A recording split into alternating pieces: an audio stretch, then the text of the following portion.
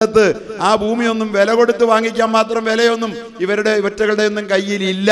പിന്നെയോ ബ്രിട്ടീഷുകാരൻ ഇട്ടേച്ചു പോയത് കൈവശപ്പെടുത്തിയ ഒന്നിനും രേഖയില്ല. സെന്റ് ആൽബർട്ട്സ് കോളേജിന് രേഖയില്ലാത്തതുകൊണ്ടല്ലേ മെട്രോ വഴിമാറ്റി വിട്ടത്. അസ്സലാമു അലൈക്കും വറഹ്മത്തുള്ളാഹി വബറകാതുഹു.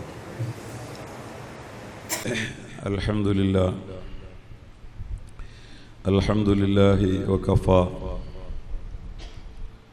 വസ്സലാത്തു വസ്സലാമു അലാ ഇബാദിഹി അല്ലദീന ഇസ്തഫാ ഖുസൂസൻ അലാ അഫ്ളലിഹിം വഖാതമിൻ നബിയ്യീൻ മുഹമ്മദിനിൽ അമീൻ സല്ലല്ലാഹു അലൈഹി വഅലാ ആലിഹി വസഹ്ബിഹി അജ്മഈൻ. മഹത്തായ ഈ വഖഫ് സംരക്ഷണ സമ്മേളനത്തിൻ്റെ ആദരണീയനായ അധ്യക്ഷൻ, ഉദ്ഘാടകൻ, വേദിയിൽ സന്നിഹിതരായിട്ടുള്ള ആദരണീയരായ പണ്ഡിത മഹത്തുക്കൾ, സമുദായ മഹൽ പ്രതിനിധികൾ, നേതാക്കൾ, മഹത്തായ സദസ്സ് നിറഞ്ഞു ഇരിക്കുന്ന ബഹുമാന്യരും ആദരണീയരുമായ സഹോദരന്മാരെ, വിശ്വാസി സുഹൃത്തുക്കളെ,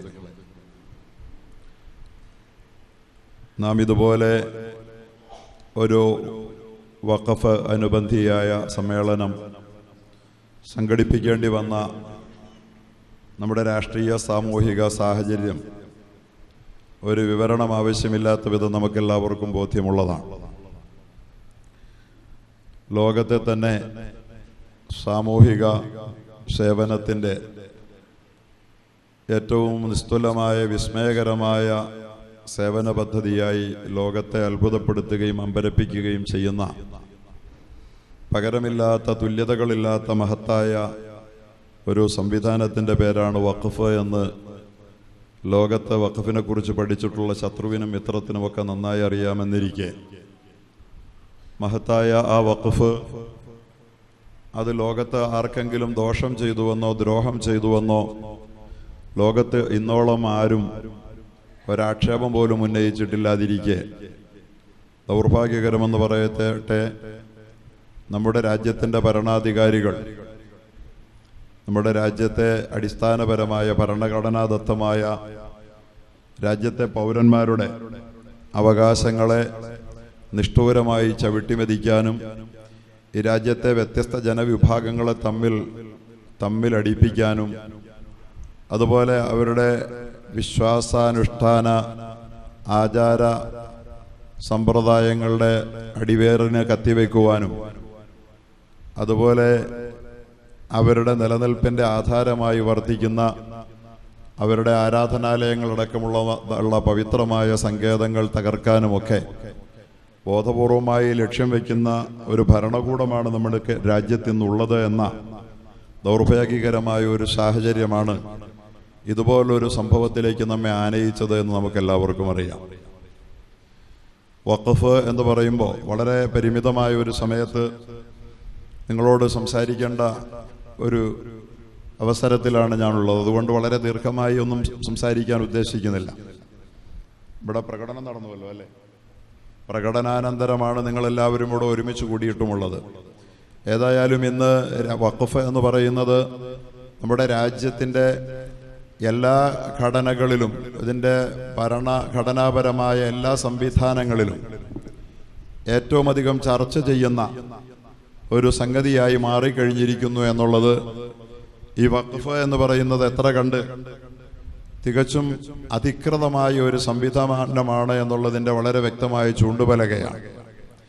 അനധികൃതമായ എന്തെങ്കിലും ഒരു സംവിധാനമായിരുന്നു ഈ വഖഫെങ്കിൽ ഇന്ന് രാജ്യത്തെ അസ്ഥിരപ്പെടുത്താനും അപകടപ്പെടുത്താനും രാജ്യത്തെ ഭിന്നിപ്പിച്ച് ഡിവൈഡ് ആൻഡ് റൂൾ എന്ന ബ്രിട്ടീഷുകാരൻ്റെ അതേ തന്ത്രത്തിലൂടെ നയത്തിലൂടെ നമ്മെ നശിപ്പിക്കാനും ശ്രമിക്കുന്ന അധികാര കേന്ദ്രങ്ങൾ ഒഴിച്ചുള്ള മുഴുവൻ ആളുകളും തന്നെ നമുക്കറിയാം ഇന്ന് വഖഫിന്റെ പക്ഷം ചേരുന്ന കാഴ്ചയാണ് നമുക്ക് കാണാൻ കഴിയുന്നത്. ഇത് ശുഭോദർക്കമായ ഒരു കാഴ്ചയാണ് എന്ന് മാത്രമല്ല, നമ്മുടെ രാജ്യത്ത് നമുക്ക് കാണാൻ കഴിയുന്ന മറ്റൊരു മനോഹരമായ ദൃശ്യമെന്ന് പറയുന്നത് ഒരു പ്രത്യേക മതവിഭാഗത്തിൻ്റെ അവരുടെ പവിത്രമായ ഭൂമികൾ അല്ലെങ്കിൽ അവരുടെ കേന്ദ്രങ്ങളുടെ നേരെ ഭരണകൂടം പിടിമുറുക്കുമ്പോൾ അവരുടെ ദുഷ്ടലാക്കുകളെ വളരെ കൃത്യമായി തിരിച്ചറിഞ്ഞുകൊണ്ട് രാജ്യത്ത് അവരേതൊരു മതത്തിൻ്റെ വക്താക്കളാണോ പ്രതിനിധികളാണെന്നാണോ പറയുന്നത്, അതേ മതത്തിൻ്റെ ആളുകൾ തന്നെ മറ്റൊരു മതത്തിൻ്റെ അടിസ്ഥാനപരമായി അവകാശം സ്ഥാപിച്ചു കിട്ടാൻ വേണ്ടിയിട്ട് ഏറ്റവും ശക്തമായി ഇന്ത്യയുടെ ഭരണഘടനാ സ്ഥാപനങ്ങളിൽ വീറോടെ വാദിക്കുന്ന മനോഹരമായ ഒരു കാഴ്ചയ്ക്ക് ഇന്ന് നമ്മുടെ രാജ്യം വിധേയമായി കൊണ്ടിരിക്കുകയാണ്. അതായത് മുസ്ലിം സമുദായത്തിൻ്റെ വഖഫ് പിടിച്ചെടുക്കാൻ ഹിന്ദു മതത്തിൻ്റെ പേര് ചമഞ്ഞുകൊണ്ടല്ലെങ്കിൽ പറഞ്ഞുകൊണ്ട് നടത്തുന്ന അധികാര കേന്ദ്രത്തിൻ്റെ ശ്രമങ്ങളെ ഹിന്ദു മതത്തിൽപ്പെട്ട ആളുകൾ തന്നെ ചെറുത്തു തോൽപ്പിക്കാൻ വേണ്ടി അതിശക്തമായ നിലയിൽ ശബ്ദിക്കുന്ന കാഴ്ച നാം കാണുകയാണ്. മറ്റൊരു സമുദായത്തിന് വേണ്ടി അവർ വീറോടെ വാദിക്കുന്ന ഇത്രയും മനോഹരമായ ഒരു കാഴ്ച ഒരുപക്ഷെ ലോകത്ത് വേറെ കാണാൻ കഴിയുക തന്നെയില്ല. അപ്പോൾ ഇത് തികച്ചും ന്യായമായ ഒരവകാശമാണ് മുസ്ലിമീങ്ങളുടേത് എന്നുള്ള കാര്യത്തിൽ ഈ രാജ്യത്ത് നേരെ ചൊവ്വേ ചിന്തിക്കുന്ന ആളുകൾക്ക് ആർക്കും യാതൊരു സംശയവുമില്ല. പിന്നെ വഖഫ് എന്ന് പറയുന്നതിനെ സംബന്ധിച്ച് ചില തെറ്റായ ധാരണകൾ സമൂഹത്തിൽ സൃഷ്ടിക്കാനാണ് ഇവർ ഇതിനകം ശ്രമിച്ചത്. പക്ഷെ അതെല്ലാം കൃത്യമായ നിലയിൽ വിലയിരുത്തി വഖഫിൽ പറയപ്പെടുന്നത് പോലെ ചിലരൊക്കെ പറഞ്ഞുവിടും, നമ്മുടെ സമൂഹത്തിൽ ചില പ്രത്യേക മതവിഭാഗങ്ങൾ ഒട്ടും പ്രതീക്ഷിക്കാത്ത വിധത്തിൽ ഈ കൊള്ളരുതായികൾക്ക് കൂട്ടുനിൽക്കുകയും വഖഫ് ഒരു കൊള്ള സംഘമാണെന്ന് വരെ പറയുകയും ഒക്കെ ചെയ്തിവിടെ. ഒരു പ്രത്യേക മതവിഭാഗത്തിൻ്റെ അവകാശം പിടിച്ചു പറിക്കാൻ വേണ്ടി ഭരണകൂടം ശ്രമിക്കുമ്പോൾ ന്യായമായ അവകാശത്തിനൊപ്പം നിൽക്കുന്നതിന് പകരം അവരോടൊപ്പം ചേരാൻ ചരിത്രത്തിൽ ഇന്നോളം മറ്റൊരിക്കലും കണ്ടിട്ടില്ലാത്ത വിധം മറ്റൊരു മതവിഭാഗം തയ്യാറായി വന്ന ഒരു കാഴ്ച. ഞാൻ മറ്റാരെയല്ല ഉദ്ദേശിക്കുന്ന ക്രൈസ്തവ മതവിഭാഗത്തിലെ ഒരു വിഭാഗത്തെയാണ്, എല്ലാവരെയും അല്ല. അത് നമ്മൾ പരാമർശിക്കേണ്ടി വരുന്നത് ക്രൈസ്തവ മതവിഭാഗത്തിലെ ആത്മീയ ആചാര്യന്മാരെന്ന് പറയുന്നവർ അത് ചെയ്തതുകൊണ്ടാണ്. ഏതെങ്കിലും കുറെ ഗുണ്ടകളായിരുന്നു ആ മതത്തിലേത് അത് പറഞ്ഞതും ചെയ്തതുമെങ്കിൽ നമ്മളത് പരാമർശ വിധേയം പോലും ആക്കുമായിരുന്നില്ല. അങ്ങനെ അവർ തയ്യാറായിട്ട് പോലും ഇവിടെ പല മേഖലകളിലും ഏറ്റവും അധികം സ്വാധീനമുള്ള ഒരു മതവിഭാഗമാണ് ക്രൈസ്തവ മതവിഭാഗം. അവർക്ക് അധികാര കേന്ദ്രങ്ങളിൽ വലിയ സ്ഥാനമുണ്ട്, ജുഡീഷ്യറിയിൽ അവർക്ക് വലിയ ഇടമുണ്ട്, ബ്യൂറോക്രസിയിൽ അവർക്ക് വലിയ സ്ഥാനമുണ്ട്, രാഷ്ട്രീയ സാമൂഹിക മേഖലകളിൽ അവർക്ക് വലിയ ഇടമുണ്ട്. അവരുടെ പുരോഹിതന്മാർ അവരൊരു കാര്യം പറഞ്ഞാൽ അതിനോട് നോ പറയാൻ ഈ രാജ്യത്ത് ഇന്നോളം ആരും തയ്യാറായിരുന്നില്ല. പക്ഷേ വഖഫിന് എതിരിലുള്ള അവരുടെ മുറവിളികളെ അടിയോടെ തള്ളിക്കളഞ്ഞുകൊണ്ട് നിങ്ങൾ എന്തു പറഞ്ഞാലും ഈ വിഷയത്തിൽ ഞങ്ങൾ മുസ്ലിം സമുദായത്തോടൊപ്പമാണ് ഉള്ളതെന്ന് ഈ രാജ്യത്തെ എല്ലാവരും പറഞ്ഞു എന്ന് പറയുമ്പോൾ തന്നെ നമ്മുടെ ഈ വഖഫ് പ്രശ്നത്തിലുള്ള ധാർമ്മികമായ അവകാശം, അർഹത എത്രമാത്രം നമ്മുടെ രാജ്യം അംഗീകരിച്ചിരിക്കുന്നു നമ്മൾ കാണണം. അല്ലെങ്കിൽ ക്രൈസ്തവ സമൂഹത്തിലെ ആത്മീയ പുരോഹിതന്മാര് എന്തെങ്കിലും ഒരു കാര്യം ഡിമാൻഡ് ചെയ്താൽ അവരോട് നോ പറയാനൊന്നും ഈ രാജ്യത്ത് ആരും തയ്യാറായതായിട്ട് നമ്മൾ ഇതുവരെ കണ്ടിട്ടില്ല. പക്ഷെ വഖഫിന്റെ പ്രശ്നം വന്നപ്പോൾ അവരോട് നിങ്ങൾ പോയി പണി നോക്കാൻ തന്നെ എല്ലാവരും ഒരുപോലെ പറഞ്ഞു. നമ്മൾ മാത്രമല്ല പറഞ്ഞ അവരിൽപ്പെട്ടവരും പറഞ്ഞു. ഇന്ത്യയുടെ പാർലമെന്റിൽ വഖഫിന്റെ ചർച്ച അതിശക്തമായ നിലയിൽ ചൂടുപിടിച്ച സമയത്ത് വഖഫ് വിഷയത്തിൽ ഏറ്റവും ശക്തമായി ശബ്ദിച്ച ജോൺ ബ്രിട്ടാസ് രാജ്യസഭയിൽ ശബ്ദിച്ച ക്രൈസ്തവനാണ്. അദ്ദേഹം ക്രൈസ്തവ സഭാ മേധാവികളുടെ ഈ അതിരുവിട്ട ഈ വെറുപ്പിന്റെ ശക്തികളോടൊപ്പം ചേർന്നുകൊണ്ട് ഒരു സമൂഹത്തിന്റെ, ഒരു മതവിഭാഗത്തിന്റെ അവകാശത്തിന് നേരെ അവർ നടത്തുന്ന ഈ ആക്രോശം അനവസരത്തിലുള്ളതും ഭാവികാലാടിസ്ഥാനത്തിൽ അപകടകരവുമാണ് എന്ന് ഉറക്കെ പറയാൻ അദ്ദേഹം തയ്യാറായി. നമ്മുടെ എറണാകുളത്ത് നിന്ന് പോയ ഹൈബി ഈഡൻ എന്ന് പറയുന്ന MP ഇന്നും ക്രൈസ്തവ പക്ഷത്തിന്റെ പ്രതിനിധിയാണ്. പക്ഷെ വീറോടെ പറഞ്ഞു, ചർച്ച് ആക്ട് എന്ന് പറയുന്ന ഡെമോക്രസിന്റെ വാള് നിങ്ങളുടെ തലയ്ക്ക് മുകളിൽ തൂങ്ങി നിൽപ്പുണ്ടെന്ന് പോലും അറിയാതെ നിങ്ങൾ യഥാർത്ഥത്തിൽ നടത്തിക്കൊണ്ടിരിക്കുന്ന ഈ തെറ്റായ പ്രചാരണങ്ങളുടെ അപകടകരമായ നീക്കങ്ങളുടെ കെടുതി നിങ്ങൾ തന്നെ അനുഭവിക്കേണ്ടി വരും. അതുകൊണ്ട് നാളെ ചർച്ച് ആക്ട് വന്നാൽ അതിനെതിരിൽ ഞാനുണ്ടാകും. ഇപ്പോൾ വഖഫിനെതിരിലുള്ള ഈ ഭേദഗതി നിയമത്തിനെതിരിൽ ഞാനുണ്ടെന്ന് ഉറക്കെ പറയാൻ ഹൈബി ഈഡനെ പോലുള്ള ക്രൈസ്തവ സമൂഹത്തിന്റെ ഭൂരിപക്ഷത്തിന്റെ വോട്ട് വാങ്ങി ജയിച്ചു വന്ന ക്രൈസ്തവരായ ജനപ്രതിനിധികൾ തയ്യാറായ മനോഹരമായ കാഴ്ച.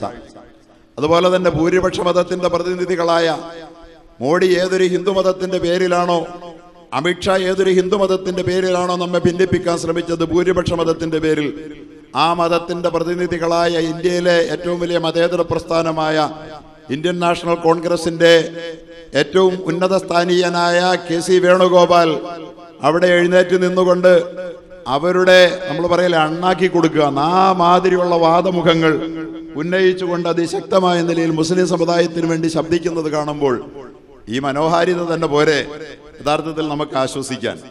അതുപോലെ തന്നെ NK പ്രേമചന്ദ്രനെ പോലുള്ളവർ, അങ്ങനെ എത്രയോ പേർ. അതുപോലെ തന്നെ പാർലമെന്റിൽ നമ്മുടെ പ്രതിനിധികൾ ശബ്ദിക്കുന്നില്ലെന്നല്ല ഞാൻ പറയുന്നത്, മുസ്ലിം പ്രതിനിധികൾ ശബ്ദിക്കുന്ന അതേ വീറോടെ അല്ലെങ്കിൽ അതിലേറെ വീറോടെ ഇവരുടെ എല്ലാ വാദമുഖങ്ങളെയും ഒന്നൊന്നായി അരിഞ്ഞു തള്ളിക്കൊണ്ട് വളരെ കൃത്യമായ നിലയിൽ പറയാൻ നമ്മുടെ കപിൽ സിബലിനെ പോലുള്ള ഇന്ത്യയുടെ ഏറ്റവും വലിയ നിയമജ്ഞന്മാർ പാർലമെന്റിൽ തയ്യാറായ കാഴ്ച നമ്മൾ കണ്ടു.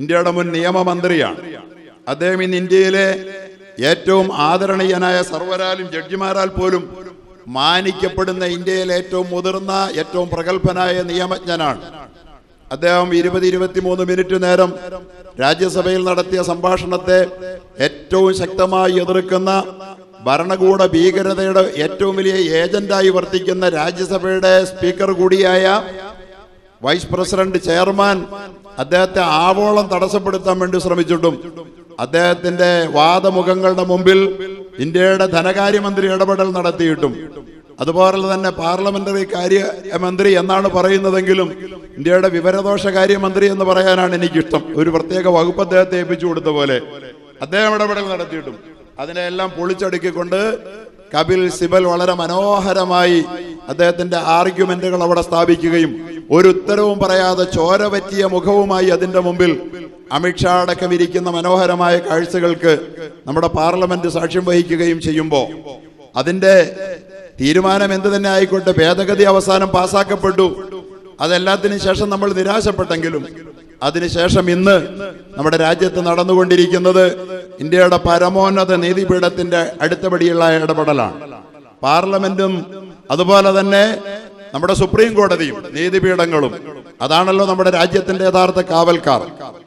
ഈ മതേതരത്വത്തിന്റെ ശത്രുക്കളായ ഈ രാജ്യത്തെ ഭിന്നിപ്പിന്റെ പ്രതിനിധികളായ ഈ രാജ്യത്തെ ഭൂരിപക്ഷ ജനതയുടെ പിന്തുണയില്ലാത്ത 100 ആൾ വോട്ട് ചെയ്താൽ, നമുക്കറിയാമല്ലോ നമ്മുടെ ഭരണാധികാരികളുടെ സ്ഥിതി, 100 ആൾ വോട്ട് ചെയ്താൽ, എല്ലാവരും വോട്ട് ചെയ്യാറില്ല രാജ്യത്ത്. 140 കോടിയുടെ പ്രധാനമന്ത്രിയാണെന്ന് പ്രധാനമന്ത്രി വീമ്പ് പറയുമ്പോ 140 കോടി വോട്ടൊന്നും കൊടുത്തിട്ടല്ല അദ്ദേഹത്തിന്, ഒരു 80-85 കോടി വോട്ട് തന്നെ ചെയ്യാറുള്ളൂ. കാരണം 50 അല്ലെ 55% ഇവിടെ വോട്ട് ചെയ്യുള്ളൂ. എല്ലാവരും വോട്ട് കിട്ടി പ്രധാനമന്ത്രി ആളൊന്നുമല്ല. ഈ വോട്ട് ചെയ്യുന്നവരുടെ കൂട്ടത്തിൽ തന്നെ 100 പേര് വോട്ട് ചെയ്യുമ്പോൾ 35 പേരുടെ വോട്ടേ അങ്ങോട്ട് കിട്ടിയിട്ടുള്ളൂ. ബാക്കി 65 പേര് നിങ്ങൾ പ്രധാനമന്ത്രി ആകണ്ടെന്ന് വോട്ട് ചെയ്തവനാ. അപ്പൊ എന്നിരിക്കെ ഈ ഭൂരിപക്ഷ മതത്തിന്റെ പ്രതിനിധികളായ നമ്മുടെ രാഷ്ട്ര ജനതയുടെ വികാരം മുസ്ലിം വിരുദ്ധമല്ല എന്ന് വളരെ കൃത്യമായി തെളിയിക്കുകയും ജനാധിപത്യത്തിന്റെ അംഗസംഖ്യയുടെ അക്കത്തിന്റെ മാത്രം ലൂപ്പ് ഹോളിലൂടെ അധികാരത്തിൽ കയറിപ്പറ്റുകയും ചെയ്ത ഇവരോട് രാജ്യം സന്ധി ചെയ്തിട്ടില്ല എന്ന് വളരെ കൃത്യമായി തെളിയിക്കുകയും ചെയ്യുന്ന മനോഹരമായ കാഴ്ചയ്ക്കാണ് പാർലമെന്റ് സാക്ഷിയായിക്കൊണ്ടിരിക്കുന്നത്.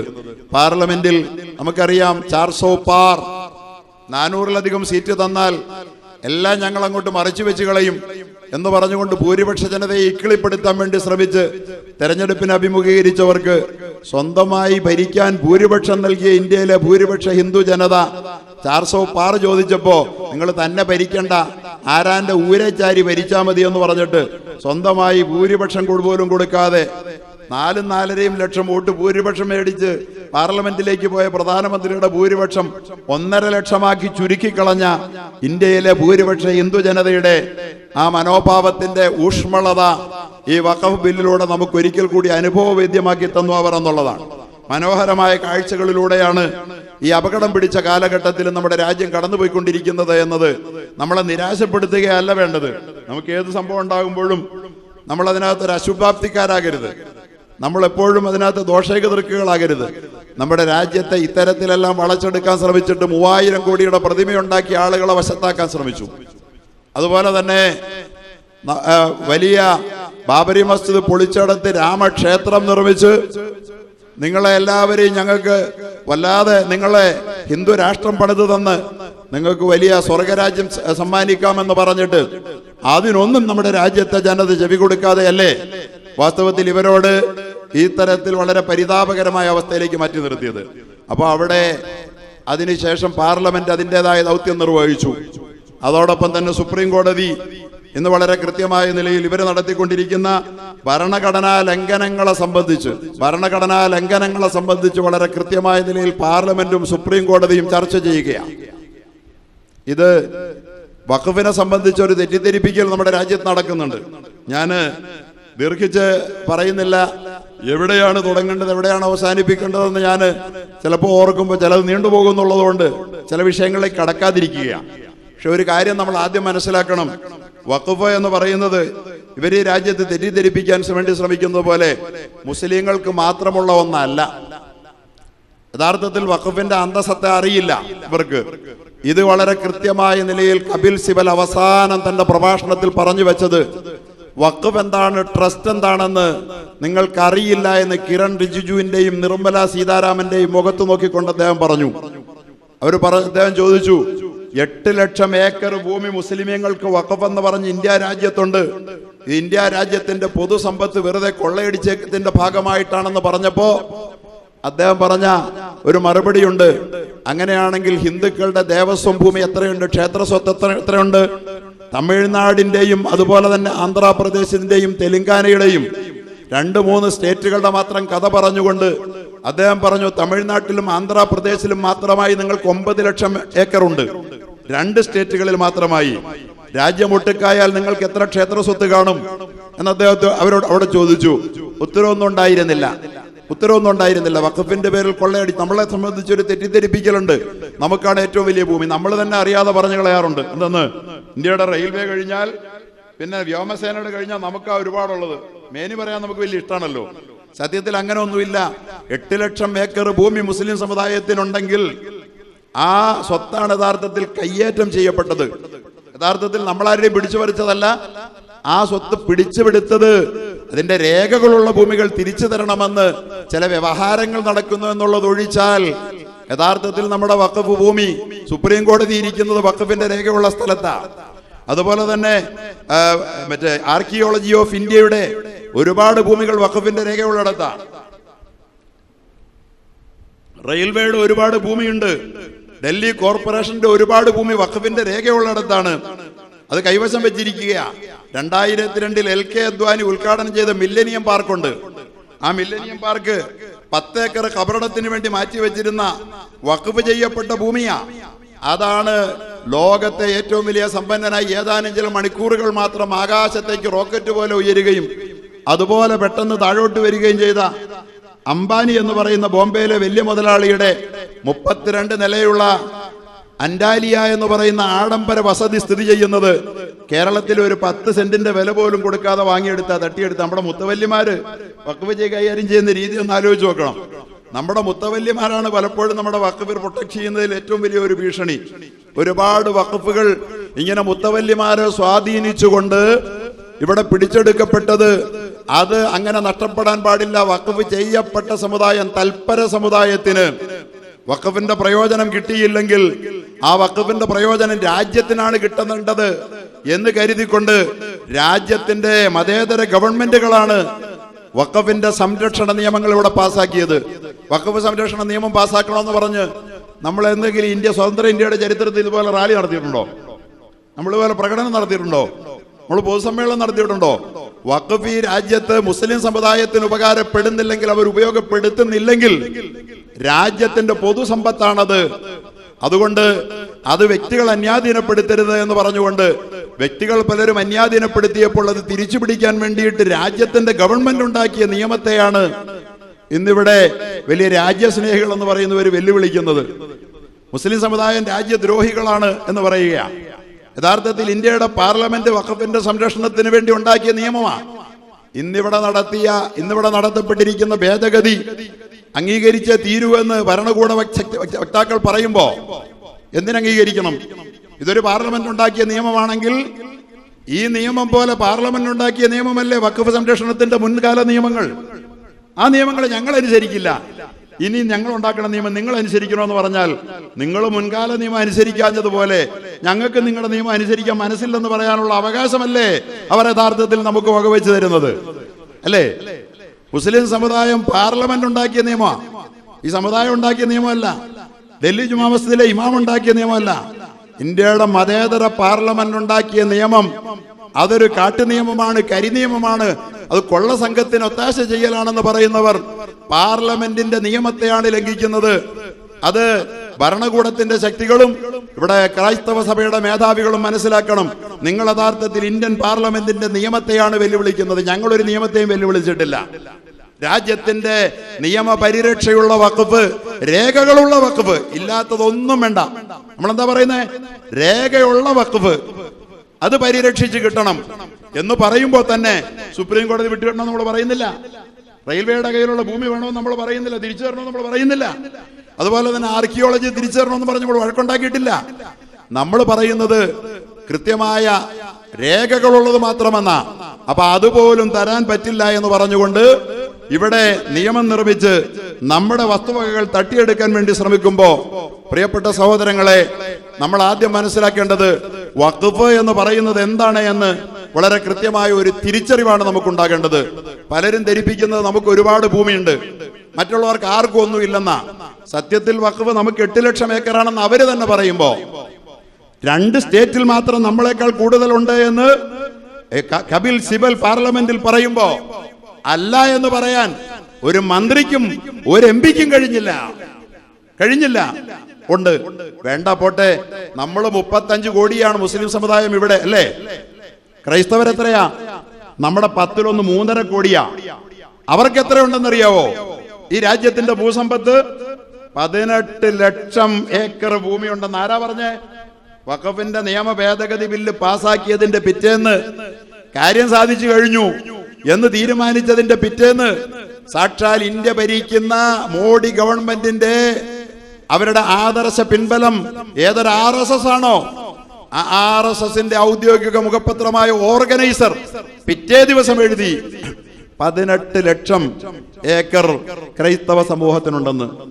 അവര് പറയാ നമ്മുടെ 8 ലക്ഷം അധികമാണ്. 35 കോടിയുള്ള ഒരു സമുദായത്തിന്റെ 800 കൊല്ലം ഈ ഇന്ത്യ രാജ്യം ഭരിച്ച ഭരണാധികാരികൾ ഉണ്ടായിരുന്ന ഒരു സമുദായത്തിന്റെ പിൻഗാമികൾക്ക് 8 ലക്ഷം ഏക്കർ ഉണ്ടായത് കൂടിപ്പോയി. 200 കൊല്ലം മാത്രം നമ്മൾ രാജ്യം മുഴുവൻ ഒരുപോലെ ശത്രുക്കൾ എന്ന് പറഞ്ഞ ബ്രിട്ടീഷുകാർ ഭരിച്ച ആ സമുദായത്തിന്റെ പിൻഗാമികൾ 3.5 കോടിക്ക് 18 ലക്ഷം ഏക്കർ ഉണ്ടെന്ന് നമ്മളല്ല, കണക്കൊക്കെ കൃത്യമായി അവർ എടുത്തു വെച്ചിട്ടുണ്ട്. തൽക്കാലം അത് പ്രസിദ്ധീകരിച്ചപ്പോ ആരുടെ എതിർപ്പിന്റെ പേരിൽ തൽക്കാലം മാറ്റിവെച്ചെങ്കിലും കണക്കൊക്കെ കൃത്യമായിട്ട് കയ്യിലുണ്ട്. ആർക്കാ കൂടുതലുള്ളതെന്ന് അവർക്ക് നന്നായി അറിയാം. നീണ്ടു വരാൻ പോവുകയാണ് നീരാളി കൈകൾ, കരാള ഹസ്തങ്ങൾ ഈ സമുദായത്തിന്റെ എതിരിൽ ഒച്ച വെച്ചവരുടെ നേരെ. അവർക്ക് 18 ലക്ഷം ഏക്കർ ഉള്ളത് അധികമല്ല, അതിന്റെ 10 ഇരട്ടിയുള്ള നമുക്ക് 8 ലക്ഷം ഏക്കർ ഉള്ളത് അധികമാണ് പോൽ എന്ന് പറഞ്ഞുകൊണ്ട് നമ്മൾ രേഖയില്ലാത്ത ഒരു സ്വത്തും നമുക്ക് തിരിച്ചു തരണമെന്ന് നമ്മൾ ഒരിക്കലും അവകാശപ്പെടുന്നില്ല. പക്ഷേ അവര് മുനമ്പത്തിന്റെ പേര് പറഞ്ഞുകൊണ്ട് നമ്മുടെ പരിസരത്തെ ഫാറൂഖ് കോളേജിന്റെ കൈവശമുള്ള മുനമ്പത്തിന്റെ പേര് പറഞ്ഞുകൊണ്ട് അത് വഖഫല്ല എന്ന് സ്ഥാപിച്ചുകൊണ്ട് ജനങ്ങൾക്കിടയിൽ ഭിന്നിപ്പുണ്ടാക്കാനും അതിന്റെ പേര് പറഞ്ഞ് മൊത്തം വഖഫിനെയും ഇല്ലാതാക്കാനും വേണ്ടി ശ്രമിച്ചപ്പോ നമ്മൾ വളരെ കൃത്യമായി അവരോടും സമൂഹത്തോടും പറഞ്ഞത്, ബോധ്യപ്പെടുത്തിയത്, മുനമ്പത്തെ പാവപ്പെട്ട ജനത കബളിപ്പിക്കപ്പെട്ടിട്ടുണ്ടെങ്കിൽ, അവർ പണം കൊടുത്ത് ഭൂമി മാനേജ്മെന്റിനോട്, മുത്തവല്ലിമാരോട്, ഫാറൂഖ് കോളേജിന്റെ മുത്തവല്ലിമാരോട് വാങ്ങിയിട്ടുണ്ടെങ്കിൽ അവരെ ഒരിക്കലും കുടിയൊഴിപ്പിച്ച് വഴിയാധാരമാക്കണമെന്ന് ഞങ്ങൾക്ക് അഭിപ്രായമില്ല. അതെങ്ങനെ പരിഹരിക്കണമെന്ന് ഗവൺമെന്റും തൽപര സമുദായവും ഫാറൂഖ് മാനേജ്മെന്റും ഒന്നിച്ചിരുന്ന് ചർച്ച ചെയ്ത് ആ പ്രശ്നം പരിഹരിക്കാം. പാവങ്ങളെ കുടിയൊഴിപ്പിക്കരുത്. പക്ഷേ വഖഫാണെന്ന് രേഖയുള്ളത് വഖഫ് അല്ലെന്ന് പറഞ്ഞല്ല പ്രശ്നം പരിഹരിക്കേണ്ടത് എന്നേ നമ്മൾ പറഞ്ഞുള്ളൂ. വഖഫാന്ന് കൃത്യമായ രേഖയുണ്ട്. മുനമ്പമാണല്ലോ ഇപ്പൊ നമ്മൾ കാണിക്കുന്ന വഖഫാണെന്ന് രേഖയില്ലാത്താണെന്നുള്ളതിന്. ഞാനൊരു കാര്യം പറയട്ടെ, വഖഫ് എന്ന് പറയുന്നത് നോക്കൂ, പരമകാരുണികനും. മുനമ്പത്തിന്റെ രേഖ നിങ്ങൾ വായിച്ചിട്ടുണ്ടോ? മുനമ്പത്തിന് വഖഫല്ല എന്ന് ചില ആളുകൾ നമ്മുടെ സമുദായത്തിൽ തന്നെ പറയുന്നുണ്ട്. അവരെന്നറിയാൻ വേണ്ടി ഞാനൊന്ന് വായിക്കാം. പരമകാരുണികനും കരുണാനിധിയുമായ ഏക ഇലാഹിന്റെ തിരുനാമത്തിൽ എടപ്പള്ളി രജിസ്ട്രാർ ഓഫീസിൽ ഇത് രജിസ്റ്റർ ചെയ്തിരിക്കുന്ന രേഖ ഇതാ. ഈ രേഖയുടെ അടിസ്ഥാനത്തിൽ ആ ഫാറൂഖ് കോളേജിന് ഇത് ഉപയോഗിക്കാൻ, അത് എന്ത് ചെയ്യാനാണെങ്കിലും കിട്ടിയിരിക്കുന്ന അവകാശം ഈ രേഖയുടെ മാത്രം അവകാശത്തില. ഇത് വഖഫാണെങ്കിൽ മാത്രമേ, ഇത് എന്ത് തന്നെയാണെങ്കിലും ഈ രേഖയുടെ അടിസ്ഥാനത്തിൽ മാത്രമാണ് അവരുടെ അവകാശം. ഇത് വഖഫാകുമോ എന്ന് നിങ്ങൾ നോക്കിക്കോളൂ. അവർ ചെയ്തത് ശരിയാണോ? അവരിപ്പോ പറയുന്നു വഖഫല്ല എന്ന്. ആരോടൊക്കെ ഒപ്പം കൂടി. പക്ഷെ കേൾക്കൂ നിങ്ങൾ, പരമകാരുണികരും കരുണാനിധിയുമായ ഏക ഇലാഹിന്റെ തിരുനാമത്തിൽ 1950 ആണ്ടെന്ന് പറഞ്ഞു തുടങ്ങിയിട്ട് ഫാറൂഖ് കോളേജ് മാനേജിംഗ് കമ്മിറ്റിക്ക് വേണ്ടി ഇപ്പോഴത്തെ പ്രസിഡന്റ് തടിക്കച്ചവടം 66 വയസ്സുള്ള ഖാൻ ബഹദൂർ ഉണ്ണിക്കമ്മു സാഹിബ് പേർക്ക് മുഹമ്മദ് സിദ്ദീഖ് സേട്ടു എഴുതി കൊടുത്ത വഖഫ് ആധാരം. പരമകാരുണികനും കരുണാനിധിയുമായ, ഇങ്ങനെയാണോ ആധാരം എഴുതണേ? ഇത് വഖഫ് ആധാരമാ അല്ലേ? അതിനുശേഷം നോക്കൂ, എന്നിട്ട് പറയുന്നു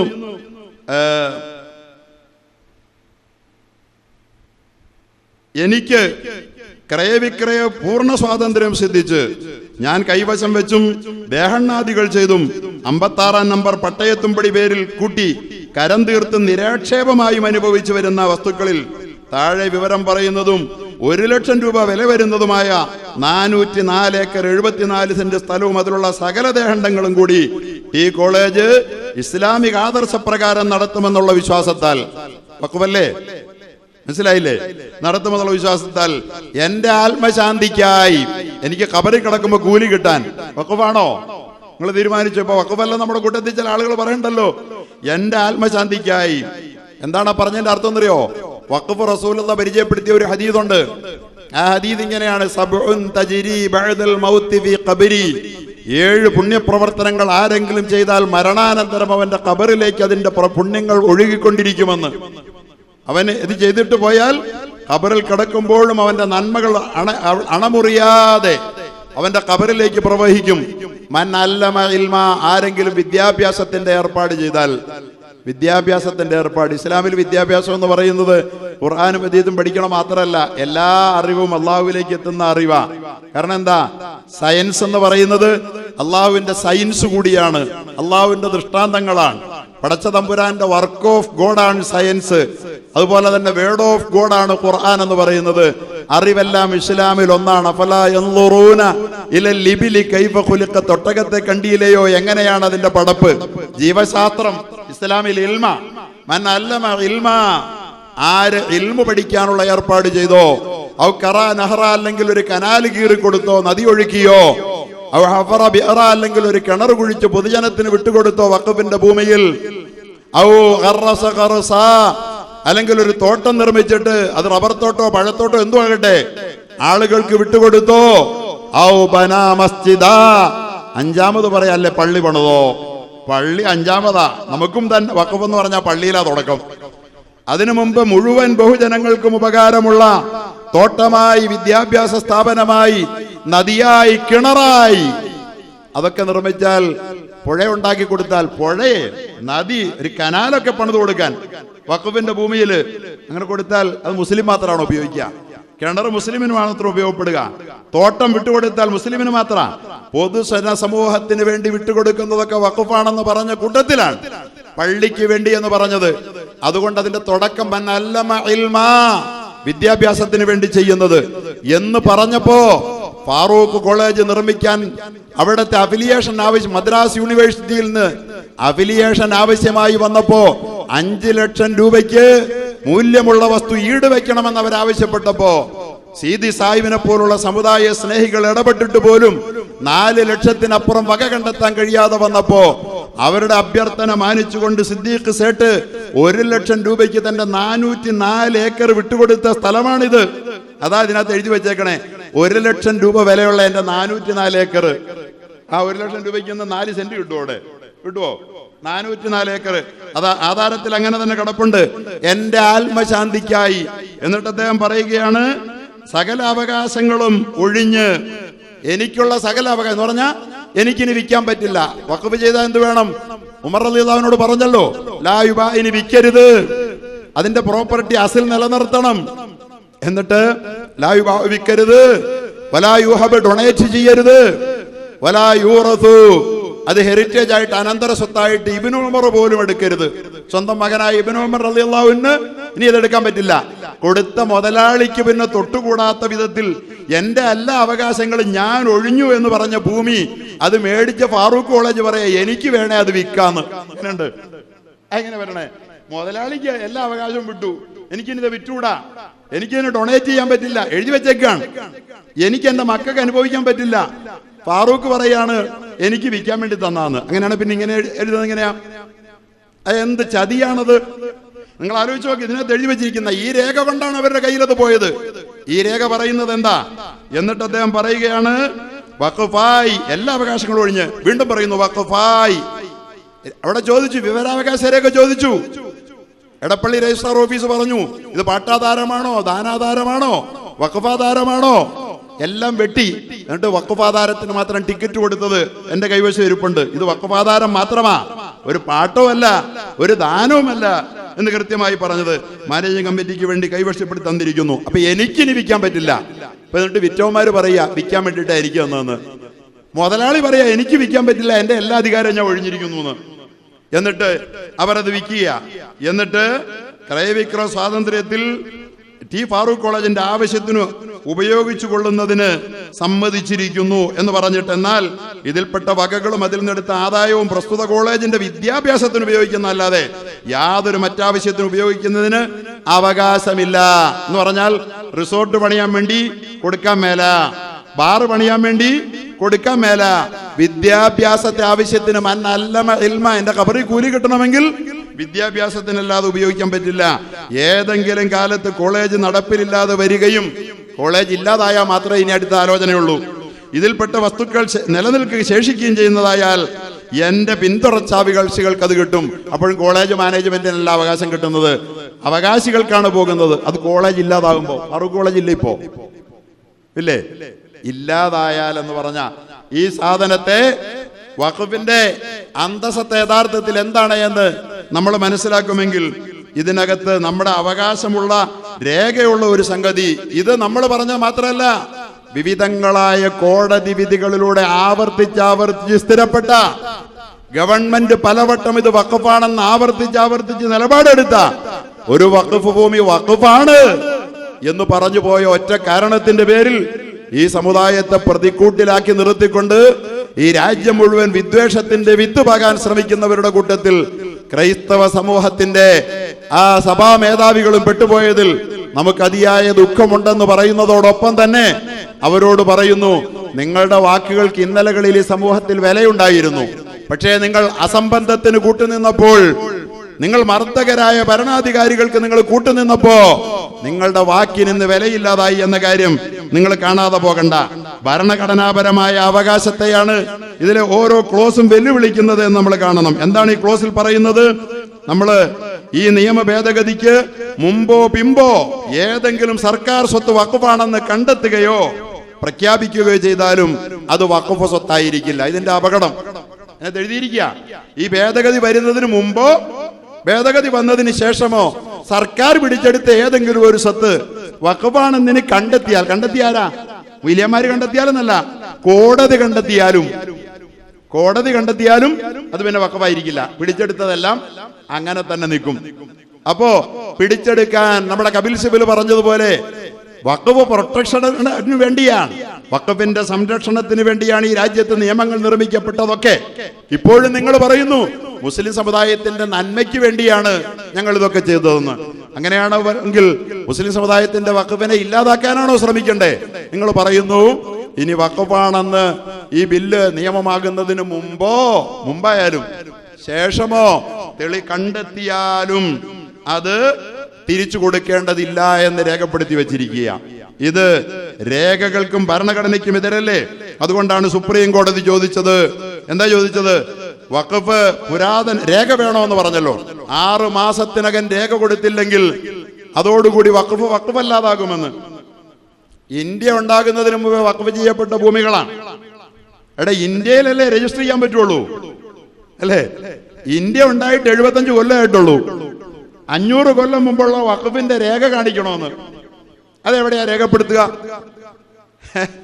ഇന്ത്യ ഉണ്ടാകുന്നതിന് മുമ്പായിട്ട്, കുട്ടി ജനിക്കുന്നതിന് മുമ്പായിട്ട് ജാതകം എഴുതുക എന്ന് പറയില്ലേ? അതിനെക്കുറിച്ച് സുപ്രീം കോടതി ചോദിച്ചതാ, പുരാതന മസ്ജിദുകൾക്ക് എങ്ങനെ രേഖകൾ ഉണ്ടാകുമെന്ന്. നമ്മൾ ചോദിച്ച അതേ ചോദ്യം. പുരാതന മസ്ജിദുകൾക്ക് സുപ്രീം കോടതിക്ക് വിവരമുണ്ടല്ലോ, ഇന്ത്യയിലെ മതേതര കക്ഷികൾക്ക് വിവരമുണ്ടല്ലോ, നിയമജ്ഞന്മാർക്ക് വിവരമുണ്ടല്ലോ. സുപ്രീം കോടതിക്കുണ്ട്. അതില്ലാത്തതാരാ? വിവരദോഷകാര്യ മന്ത്രിമാർക്കും അവരെ നിയന്ത്രിക്കുന്നവർക്കുമാ. അതുപോലെ തന്നെ കളക്ടർ ആരാ? ഗവൺമെന്റിന്റെ കേവലം ഒരു കൂലിക്കാരൻ. ആ കൂലിക്കാരൻ സർക്കാർ പറയുന്നതിന് എതിര് പ്രവർത്തിച്ചാൽ കളക്ടർ ഇവിടെയാണെങ്കിൽ നാളെ എവിടെയായിരിക്കും? കടലിലായിരിക്കും. എടുത്ത് വലിച്ചെറിയാൻ പറ്റുന്ന വെറും ഗവൺമെന്റിന്റെ ഒരു സിവിൽ സർവന്റ് മാത്രമായ ഒരു കളക്ടർക്ക് ഇതുപോലുള്ള വളരെ സുപ്രധാനമായ കാര്യത്തിൽ എങ്ങനെ കളക്ടറുടെ തീരുമാനം സുതാര്യമാകും എന്നാണ് ആര് ചോദിച്ചത്? സുപ്രീം കോടതി ചോദിച്ചത്. ഇത് തന്നെ ഈ സമുദായവും ചോദിച്ചിട്ടുള്ളൂ. ഭരണഘടനാപരമായി തന്നെ അത് നിലനിൽക്കില്ല. അതുപോലെ വഖഫ് സ്വത്തിൽ കളക്ടർ അങ്ങനെ തീരുമാനമെടുക്കും. വീണ്ടും കളക്ടറുടെ തീരുമാനം അന്തിമമാണെന്ന് ഇവിടെ പറഞ്ഞിരിക്കുക. വാക്കാലായിരുന്നു വഖഫിലുള്ള വാക്കാലാണ് വഖഫ്. ഇസ്ലാമിൽ വാക്ക് വലിയ കാര്യമാണ്. വാക്കിന് വിലയുള്ള മതമാ. രേഖയേക്കാൾ വില വാക്കിനാ. രേഖ ആളുകളെ ബോധിപ്പിക്കാനാ. വാക്ക് പറഞ്ഞാ പിന്നെ മാറൂല്ല. വാക്കാ. നിക്കാഹ് നടത്തുന്ന വാക്കിലാ, രേഖയല്ല. നിക്കാഹാണ്. വാക്കിന്റെ പേരിലാണ് ഒരു അന്യ സ്ത്രീയുടെ ശരീരം ഒരു പുരുഷൻ അവകാശപ്പെടുന്നത്. വാക്കാൽ വഖഫ് ചെയ്തതിന് നിലനിൽപ്പില്ല പോൽ. അങ്ങനെ ബൈ യൂസർ ഉപയോഗത്തിലിരിക്കുന്ന വഖഫ് ഭൂമികളൊന്നും അങ്ങനെ തന്നെ ഇതുവരെയുള്ള നിയമത്തിൽ രേഖകളില്ലാതെ വാക്ക് പറഞ്ഞ് ഉപയോഗത്തിലിരിക്കുന്ന കൈവശാവകാശമുള്ള വഖഫുകൾ ഇനിമേൽ രേഖയില്ലാത്തത് കൊണ്ട് വഖഫായിരിക്കില്ല എന്ന് പറയുമ്പോ അതെല്ലാം വഖഫല്ലാതാകുക. മനസ്സിലായില്ലേ? ഒരുപക്ഷെ എന്നോട് ഞാൻ പള്ളി ഇപ്പൊ പറയുന്നില്ല, അതൊരു പരസ്യപ്പെടുത്തലായി പോവും. വലിയൊരു പള്ളി, ടൗണിൽ ഏക്കർ കണക്കിനുള്ള പള്ളി പറയാ, ഉസ്താദേ നമുക്ക് രേഖയില്ലാന്ന്. ഉപയോഗത്തിലിരിക്കുന്ന നമ്മുടെ രാജ്യത്തിന്റെ പൊതുനിയമം എന്താ? കൈവശാവകാശം സ്ഥാപിക്കുക എന്നുള്ളതല്ലേ? എന്നും ലോകത്ത് നിലനിന്നതല്ലേ? കൈവശക്കാരന് ഒരു പ്രിവിലേജ് ഇല്ലേ? അങ്ങനെ ഒരു സംഗതി വഖഫിന് മാത്രമില്ല എന്ന് പറയുമ്പോ ഇതെല്ലാം തെറ്റാണ് എന്ന് വളരെ കൃത്യമായി ചൂണ്ടിക്കാട്ടാൻ വാക്കാലുള്ള വഖഫ് അംഗീകരിക്കില്ല. എന്ന് പറഞ്ഞാൽ ഒന്നൊന്നായി എല്ലാ വഖഫും വേണമെങ്കിൽ പിടിച്ചെടുക്കാം. നാളെ വരും. ചോദ്യം ചെയ്യുന്ന ഏതൊരു പൊതുപ്രവർത്തകന്റെയും വീട്ടിലേക്ക് പിറ്റേ നീടി കയറി വരുന്നില്ലേ? തമിഴ്നാട്ടിലെ മന്ത്രിമാരുടെ നേരെ, സിനിമാ നടന്മാരുടെ നേരെ. ഈ കഴിഞ്ഞ ദിവസം വളരെ ശ്രദ്ധേയനായ സിനിമാ നടൻ ജഗദീഷ് ഒരു ഇന്റർവ്യൂ നടത്തി.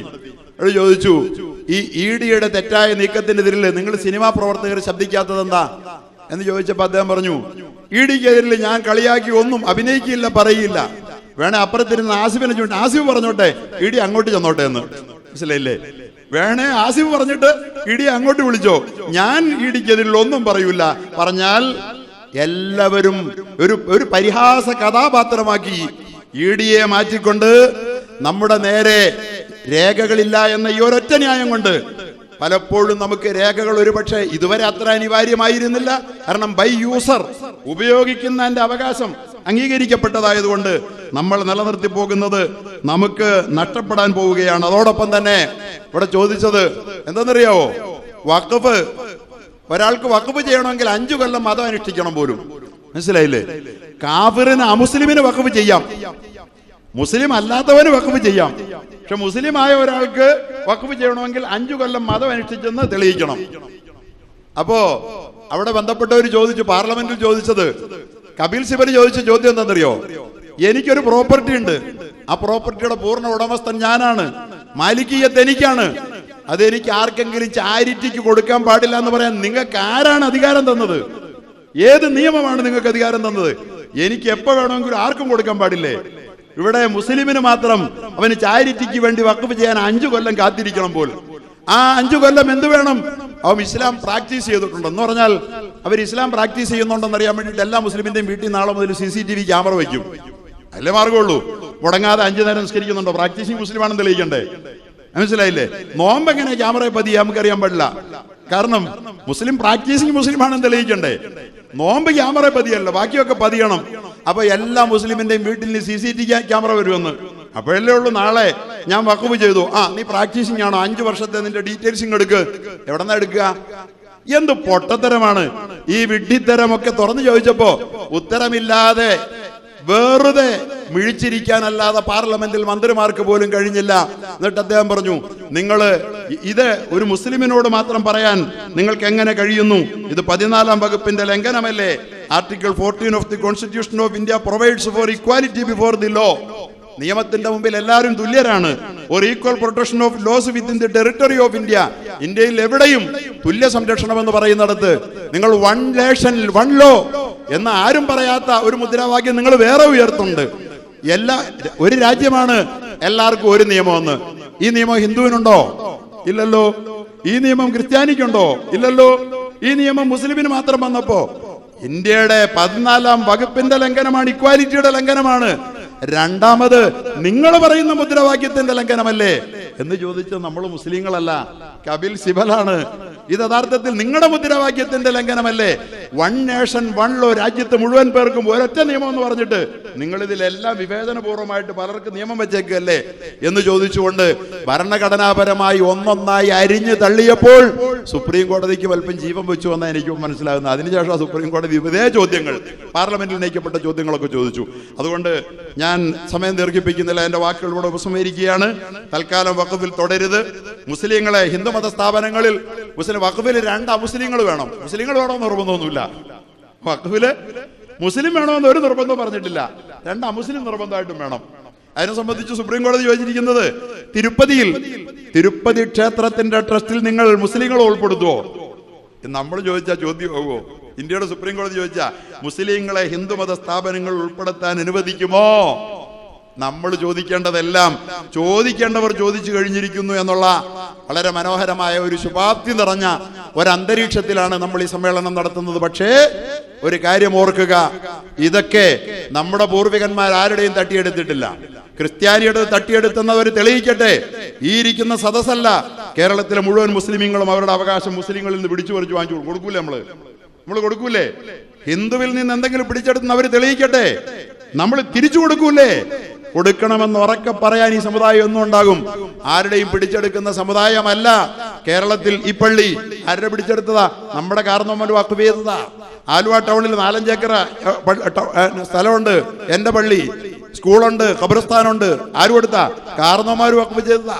ഇതിനു മുമ്പ് ഞാൻ പടമുകളിൽ ഇരുന്നു. 25 ഏക്കറുണ്ട്. ആര് കൊടുത്താ? മുകളം കൊടുത്താ. ഏത് മുകളം കൊടുത്തു? ഒരു മുകളനും ഇവിടെ വന്നിട്ടില്ലല്ലോ, നമ്മുടേതല്ലേ. അപ്പുറത്ത് ജാമിയാസിനി 50 ഏക്കറുണ്ട്. 300-500 കോടി വിലമതിക്കുന്ന സാധനങ്ങളാ. ആര് കൊടുത്താ? നമ്മുടെ കാർന്നോമാര് കൊടുത്തതാ. ഒരെണ്ണം പറയട്ടെ, പിന്നെ വേണേ പറയാം. നമ്മുടെ രാജ്യത്ത് ഞാൻ മുമ്പിരുന്ന ഒരു പള്ളിയുണ്ട്, ചങ്ങനാശ്ശേരി പഴയ പള്ളി. അവിടെ 1/2 ഏക്കർ ചങ്ങനാശ്ശേരി പഴയ പള്ളിക്കാ. Metropolitan ചർച്ചിന് 1/2 acre. തൊട്ടടുത്ത് കാവിൽ ക്ഷേത്രത്തിന് അടുപ്പകല്ല് കൂട്ടിയതുപോലെ 3 ഏക്കറുകൾ ആര് കൊടുത്തതാ? തെക്കൻകൂർ രാജാവ് കൊടുത്തതാ. ആണത്തമുള്ള, ആർജവമുള്ള, മതേതരത്വവും മതസഹിഷ്ണുത എന്തെന്നറിയാമായിരുന്ന നമ്മുടെ ഹിന്ദുക്കളാ ഇന്നലത്തെ നല്ല ഭരണാധികാരികൾ കൊടുത്തതാ. തിരിച്ചെടുത്താൽ പഴയ പള്ളി മാത്രം തിരിച്ചെടുക്കാൻ പറ്റുമോ? രാജാവ് കൊടുത്തെന്നും പറഞ്ഞ് രാജാവ് കൊടുത്ത് തിരിച്ചെടുക്കണം, മുഗളന്മാർ കൊടുത്ത് തിരിച്ചെടുക്കണം. അങ്ങനെയാണെങ്കിൽ നമ്മുടെ കേരളത്തിൽ തന്നെ എല്ലാവരും തിരിച്ചെടുക്കേണ്ടി വരും. പലയിടത്തുകൊണ്ട് ഇങ്ങനെ. പക്ഷേ യഥാർത്ഥത്തിൽ ഇതിന് ചൂട്ടുപിടിക്കുന്ന ആളുകൾ ഓർക്കണം, SD കോളേജ് കാഞ്ഞിരപ്പള്ളിയുടെ ഹൃദയത്തിൽ, SB കോളേജ് ചങ്ങനാശ്ശേരിയുടെ ഹൃദയത്തിൽ, യൂണിയൻ ക്രിസ്ത്യൻ കോളേജ് ആലുവയിൽ ആരാണ് നിങ്ങൾക്ക് തന്നത്? ഇവരുടെ ആരുടെയും പിതാക്കന്മാർ വഖഫ് ചെയ്തതാണോ? ഞാൻ പിതാക്കന്മാർ എന്ന് പറഞ്ഞപ്പോൾ അച്ഛനെ വിളിച്ചു എന്ന് ചില അച്ഛന്മാർ പറഞ്ഞു. ഞങ്ങൾ പിന്നെ അച്ഛന്മാരെ പിന്നെ എങ്ങനെയാ വിളിക്കണ്ടേ? മനസ്സിലായില്ലേ? അവർക്ക് അച്ഛനുണ്ടല്ലോ. അർത്ഥത്തിലാണ് ഞങ്ങൾ പിതാക്കന്മാർ കൊടുത്താണോ എന്ന് ചോദിക്കുന്നത്. ഇനി അല്ലാതെ അങ്ങനെ പറയാൻ പാടില്ല എങ്കിൽ അവർ തന്നെ പറയണം. അപ്പൊ അതുകൊണ്ട് പ്രിയപ്പെട്ടവരെ, ഒരാളുടെ അച്ഛന്മാർ കൊടുത്തല്ലത്, ഒരച്ഛനും കൊടുത്തല്ല. ഇതൊക്കെ ബ്രിട്ടീഷുകാരുടെ കയ്യിൽ നിന്ന് കിട്ടിയതാ. അതെല്ലാം തിരിച്ചു കൊടുക്കേണ്ടി വരും. കാരണം 18 ലക്ഷം ഏക്കർ 3.5 കോടിയുള്ള സമൂഹത്തിന് ഇന്ത്യയുടെ നഗരഹൃദയങ്ങളിലൊക്കെ ചങ്കായ സ്ഥലത്ത് ആ ഭൂമിയൊന്നും വില കൊടുത്ത് വാങ്ങിക്കാൻ മാത്രം വിലയൊന്നും ഇവറ്റകളുടെ ഒന്നും കയ്യിലില്ല. പിന്നെയോ ബ്രിട്ടീഷുകാരൻ ഇട്ടേച്ചു പോയത് കൈവശപ്പെടുത്തിയ ഒന്നിനും രേഖയില്ല. സെന്റ് ആൽബർട്ട്സ് കോളേജിന് രേഖയില്ലാത്തതുകൊണ്ടല്ലേ മെട്രോ വഴിമാറ്റി വിട്ടത്. നിങ്ങൾക്കറിയാമോ അതൊക്കെ? എങ്ങാനും പൊളിച്ചു പോയാൽ 10 കാശ് കിട്ടില്ല, രേഖയില്ല. അതുകൊണ്ട് ഒരുപാട് രേഖയില്ലാത്ത ഇവിടെയുണ്ട്. അതുകൊണ്ട് ഇതൊക്കെ പറഞ്ഞ് ദയവായി നമുക്കിടയിൽ വൈരം സൃഷ്ടിക്കാതെ സ്നേഹത്തോടെ സൗഹൃദത്തോടെ കഴിഞ്ഞു പോകുന്ന ഒരു രാജ്യത്തിന്റെ നന്മയുടെ അന്തരീക്ഷം നിലനിർത്തുന്നതിൽ പരസ്പരം നമുക്ക് കൈകോർക്കാം. ഇവിടുത്തെ ക്രിസ്ത്യാനികളിലെ സഭാപിതാക്കന്മാരെന്ന് പറയുന്ന ഒരുപക്ഷെ ഒരു കാലത്തും പീഡിതരോടൊപ്പം നിന്നിട്ടില്ലാത്ത, ഗുജറാത്ത് കലാപത്തിന്റെ കാലത്ത് നമ്മളോടൊപ്പം നിന്നിട്ടില്ല, ബാബരി മസ്ജിദ് പൊളിച്ചപ്പോഴും നമ്മളോടൊപ്പം നിന്നിട്ടില്ല, നമ്മളോടൊപ്പം വേണ്ട അഭയയോടൊപ്പം നിന്നിട്ടില്ല, 16 കന്യാസ്ത്രീകളെ കിണറ്റിൽ വലിച്ചെറിഞ്ഞു കൊന്നു എന്ന് PC ജോർജ് പാടി നടന്നേ. 16 കന്യാസ്ത്രീകൾ കന്യാസ്ത്രീ മുറ്റത്ത് കിണറ്റിൽ കൊല്ലപ്പെട്ടു. ഇതിനകമെന്ന് 10 കൊല്ലം മുമ്പ് പാടി നടന്ന ഇപ്പൊ PC ജോർജ് ആ ഓളെ അവിടെയാ. മനസ്സിലായില്ലേ? അവരുടെ കൂടെ നിങ്ങൾ നിന്നിട്ടില്ല. നിങ്ങൾ എന്നും പീഡിതരുടെ പക്ഷത്തല്ല, മർദ്ദകരുടെ പക്ഷത്താ സഭാ മേധാവികളെ. പക്ഷെ നിങ്ങളിലെ നല്ല ക്രൈസ്തവരിൽ ഞങ്ങൾക്ക് പ്രതീക്ഷയുണ്ട്. മെലിത്തിയോസ് തിരുമേനി തൃശ്ശൂരിലുണ്ടല്ലോ, ഗീവർഗീസ് തിരുമേനി നിരണം ഭദ്രാസനാധിപനുണ്ടല്ലോ, പോൾ തേലക്കാട്ട് അച്ഛനുണ്ടല്ലോ. ആത്മീയതയുടെ അർത്ഥമറിയാവുന്നവരൊക്കെ ഈ സമുദായത്തിന്റെ ന്യായമായ അവകാശങ്ങളോടൊപ്പമുണ്ട്, പൊതുപ്രവർത്തകരുണ്ട്. അതുകൊണ്ട് ഞങ്ങൾ ക്രിസ്ത്യാനികൾക്ക് എതിരല്ല. അവരെ കുറിച്ച് ഞങ്ങളുടെ വിശ്വാസത്തിൽ ഒരു ചോർച്ചയും സംഭവിച്ചിട്ടില്ല. ഈ സമുദായം, ഈ രാജ്യം എന്നും മതേതരത്വത്തോടൊപ്പമാണ്. പക്ഷെ ഒരു കാര്യം ഞാൻ പറയട്ടെ, നമ്മുടെ സച്ചാർ കമ്മിറ്റി പറഞ്ഞു, ഈ വഖഫൊക്കെ ഈ സമുദായം പള്ളിക്ക് വേണ്ടി, തോടിന് വേണ്ടി, പുഴയ്ക്ക് വേണ്ടി, കിണറിന് വേണ്ടി, തോട്ടത്തിന് വേണ്ടി, അനാഥാലയങ്ങൾക്ക് വേണ്ടി, അതുപോലെ തന്നെ മുസാഫിർ ഖാനകൾക്ക് വേണ്ടി ഒക്കെ വിട്ടുകൊടുത്ത ഈ സമുദായത്തിന്റെ പൂർവികന്മാർ അങ്ങനെ വിട്ടുകൊടുത്ത ഭൂമികൾ കൈവശപ്പെടുത്തി ഉപയോഗിച്ച് സമുദായത്തിന് ഫലപ്രദമാക്കി തീർക്കാൻ നമ്മുടെ വഖഫിന്റെ മുത്തവല്യമാർക്ക് കഴിഞ്ഞിരുന്നില്ലാത്തതിന്റെ ദുരന്തമാണ് നമ്മൾ അനുഭവിക്കുന്നതെന്ന് പറയാൻ ഞാൻ ആഗ്രഹിക്കുകയാണ്. അത് മേലിൽ ഉണ്ടാകാതിരിക്കാൻ ഈ സമുദായം ശ്രദ്ധിക്കണം. കയ്യിലിരിക്കുന്നതെങ്കിലും ഈ സമൂഹത്തിനും സമുദായത്തിനും ഉപകാരപ്പെടുന്ന നിലയിൽ ഉപയോഗിക്കാൻ നമുക്ക് കഴിയണം എന്നുള്ളത് വളരെ പ്രധാനമാണ്. സച്ചാർ കമ്മിറ്റി പറഞ്ഞു 70% വഖഫ് മുതൽ മുസ്ലിങ്ങൾക്ക് നഷ്ടപ്പെട്ടു കഴിഞ്ഞു. വേണ്ട, 7% ഉപയോഗിച്ചാൽ മുസ്ലിം സമുദായത്തിന്റെ തൊഴിലില്ലായ്മയും അവരുടെ ദാരിദ്ര്യവും വിദ്യാഭ്യാസ ഭിന്നാക്കാവസ്ഥയും പരിഹരിക്കാൻ അത് മതി എന്ന് സച്ചാർ കമ്മിറ്റി എഴുതി വെച്ചു. ആരിടപെട്ടാൽ? വഖഫിന്റെ കസ്റ്റോഡിയന്മാർ, വഖഫ് ബോർഡ്, വഖഫിന്റെ മുത്തവല്ലിമാർ. എന്നിട്ട് മുസ്ലിമീങ്ങളുടെ ഇല്ലായ്മയും കഥയും പാടി നടക്കലല്ല നമ്മുടെ പണി. നമ്മൾ ഇതിനെ ജനാധിപത്യപരമായി ചെറുത്തു തോൽപ്പിക്കുന്നതോടൊപ്പം തന്നെ നമ്മൾ വളരെ കൃത്യമായ നിലപാടുകളിലൂടെ നമ്മുടെ കൈവശം ഇപ്പോൾ ഉള്ള വഖഫുകൾ ഇനി നഷ്ടപ്പെടാതിരിക്കാനും അതോടൊപ്പം തന്നെ അത് സമൂഹത്തിന് മുഴുവൻ ഉപകാരപ്പെടുന്നതിലെ. ഞാനൊന്ന് ചോദിക്കട്ടെ, ഒരു മുസ്ലിം പള്ളിയിൽ ഏതെങ്കിലും ഒരു സ്ഥലത്ത് ജലസമൃദ്ധി ഉള്ളിടത്ത് ഒരു കിണർ പണിത് എല്ലാ നാട്ടിലും വേണമെങ്കിൽ പൊതുജനങ്ങൾക്ക് വിട്ടുകൊടുത്തൂടെ? ഹിന്ദുവും ക്രിസ്ത്യാനിയും ഒന്നിച്ച് വരൾച്ചക്കാലത്ത് ഉപയോഗിക്കുന്ന ഒരു കിണർ പോലും ഉണ്ടോ നമ്മുടെ പള്ളികൾക്ക്? കനാലൊക്കെ പോകട്ടെ.